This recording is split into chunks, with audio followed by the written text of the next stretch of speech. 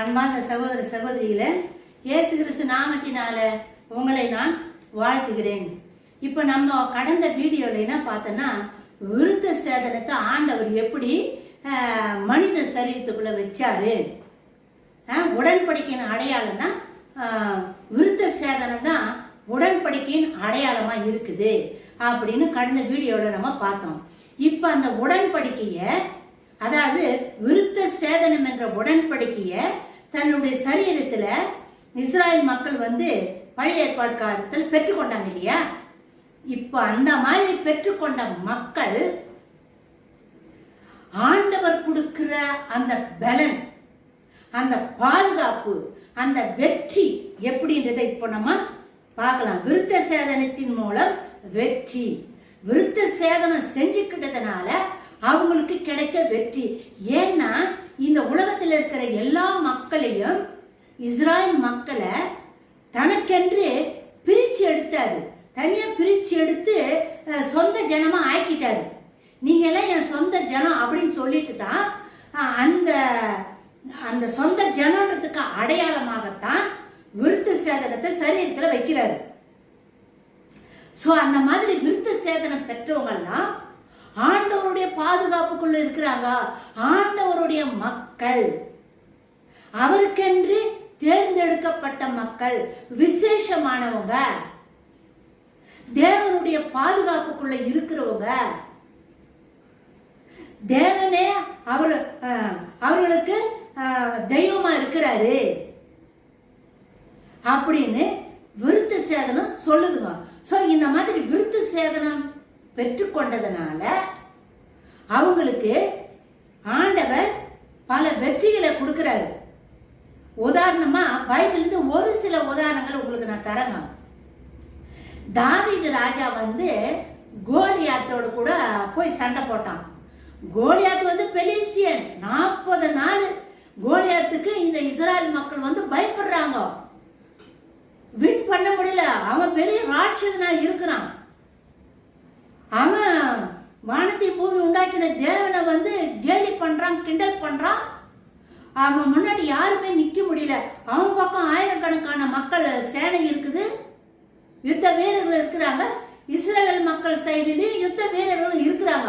ஆனாலும் இந்த இஸ்ராயல் மக்கள் அந்த பெலிஸ்தியனுக்காக பயப்படுறாங்க, அந்த கோலியாத்துக்காக பயப்படுறாங்க. அப்போ தாவீது அந்த இடத்துல வராரு. அவங்க அப்பா அனுப்புறாரு, போப்பா இவ்வளவு நாள் நீ ஆடு மாடு பேசிட்டு இருந்த, உன் அண்ணன்மாரெல்லாம் யுத்த காலத்துல இருக்கிறாங்க, எப்படி இருக்கிறாங்க என்ன போய் விசாரிச்சுட்டு வா அப்படின்னு அனுப்புறாரு. அனுப்பும் போது அந்த இடத்துல தாவீது பாக்குறாரு, கோலியாத்து நிக்கிறதும், நம்ம ஆண்டவரை தூஷிக்கிறதும், இந்த இஸ்ராயல் மக்கள் பயப்படுறதும் பாக்குறாரு. அப்போ உடனே தாவீது என்ன பண்றாரு, என்ன சொல்ற, 1 சாமுவேல் 17வது அதிகாரம் 26 முதல் 26வது வசனமும் 36வது வசனமும், ஜீவனுள்ள தேவனின் சேனைகளை நிந்திக்கிறதற்கு விருத்த சேதனம் இல்லாத இந்த பெலிஸ்தியன் எம்மாத்திரம். தாவீது ராஜா என்ன சொல்றாரு, விருத்த சேதனம் பண்ணலப்பா அந்த பெலிஸ்தியன். நம்ம எல்லாம் விருத்த சேதனம் பண்ணி இருக்கிறோம். நம்ம எல்லாம் வானத்தையும் பூமி உண்டாக்கின தேவனுடைய பிள்ளைகளா இருக்கிறோம். அவன் தேவனுடைய பிள்ளை கிடையாது. அவன் நம்ம ஆண்டவரை அவன் விருத்த சேதனமே செய்யல. ஆனா நம்ம விருத்த சேதனை செஞ்சிருக்கிறோம். நம்மளை அவருக்கென்று பிரிச்சு எடுத்திருக்கிறாரு. சோ நம்ம தேவனுடைய பிள்ளைகளா இருக்கிறோம்.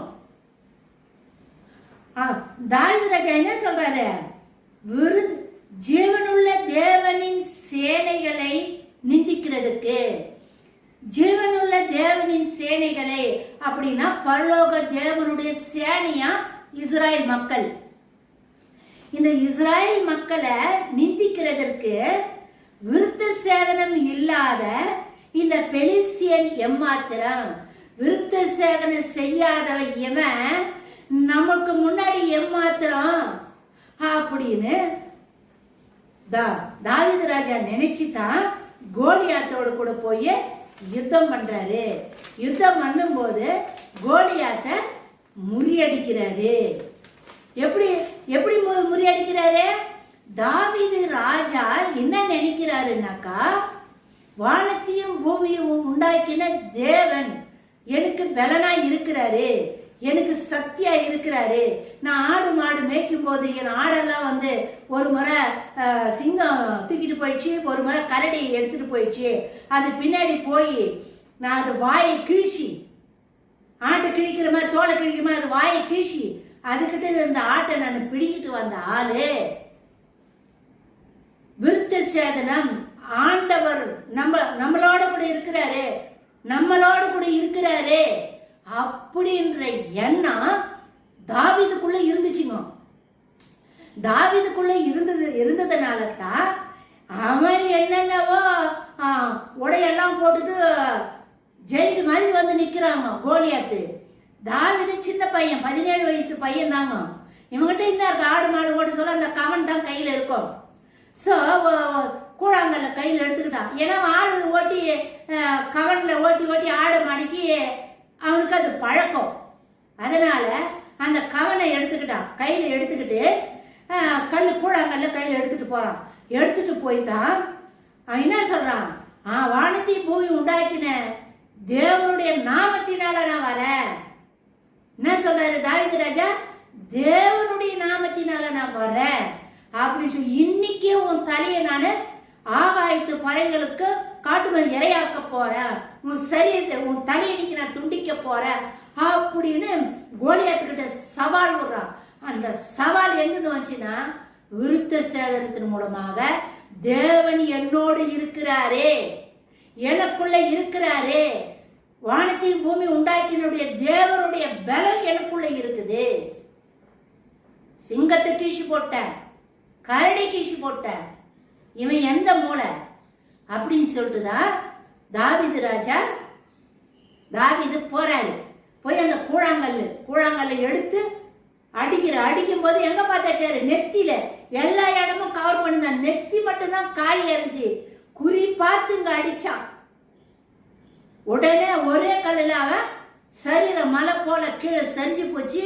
உடனே தாவீது ஓடி, 17 வயசு பையங்க, சின்ன பையன், உடனே ஓடி அவன் சரீரத்தில் இருக்கிற கத்தியை எடுத்து அவன் தலைய துண்டிச்சுட்டு எடுத்துட்டு வந்துட்டான். சோ ஆண்டவர் விருத்த சேதனம் செய்த மக்களோடு கூட இருக்கிறாரு அப்படின்றதுக்கு தாவீது ராஜா கோலியாத்தை முறியடிக்கிறதுல இருந்து நம்மளுக்கு என்ன தெரியுதுன்னா, தேவன் விருத்த சேதனம் பண்ண மக்களோடு கூட இருக்கிறாரு, அவருக்கென்று பிரித்தெடுத்த மக்களோடு கூட இருக்கிறாரு. கர்த்தரை தன் சொந்த ஜனமாக கொண்ட ஜனம் பாக்கியம் உள்ளது அப்படின்னு வேதத்தில் எழுதி இருக்குதுல்ல. அதனால வானத்தையும் பூமியை உண்டாக்கின தேவனுடைய மக்களாய் இருக்கிறாங்க. அந்த வானத்தையும் பூமி உண்டாக்கின தேவனோடு கூட மோத இந்த பூமியில எந்த சக்தியும் இல்லை அப்படின்றத தாவீது ராஜா கோலியாத்தை முறியடிச்சதுல நம்மளுக்கு தெரியுது. ஏன்னா விருத்த சேதனம் உடன்படிக்கையின் அடையாளம். உலகத்தில் இருக்கிற எல்லா மக்கள் இருந்து பிரிச்சு எடுத்திருக்கிறாரு. தன்னுடைய சொந்த ஜனமாக அவங்களை பிரிச்சு எடுத்து முத்திரை போட்டிருக்கிறாரு. விருத்த சேதனம் என்ற முத்திரைய அவங்க மேல போட்டிருக்கிறாரு. அதனால இந்த உலகத்தில் இருக்கிற எந்த மனுஷனும் விருத்த சேதனம் பண்ணப்பட்ட அந்த மக்களை வின் பண்ண முடியாது, ஜெயிக்க முடியாது அப்படின்றதுதான் தாவீது கோலியாத்தை வெற்றி பெற்றதனுடைய அடையாளமா இருக்குது.